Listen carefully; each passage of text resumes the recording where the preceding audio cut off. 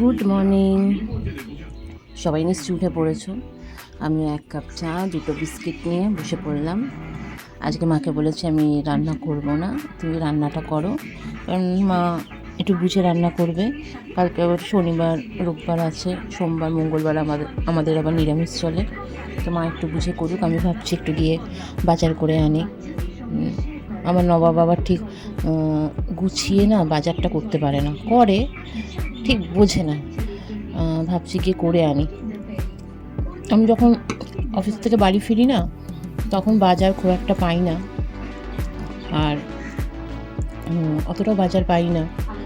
খুব কম লোকই বসে, 2-1 জন বসে। সকালটাই এমন প্রপার বাজার পাই। দেখি আমি যাবো ভাবছি, বা একটু বাজার করে আনি। চলো, তোমাদের সাথে ভিডিওটা শেয়ার করতে করতে আমার একটা বিস্কিট খাওয়াও হয়ে গেল। তো তোমরাও কী করছো, তোমাদের আজকে কী প্ল্যান বলো।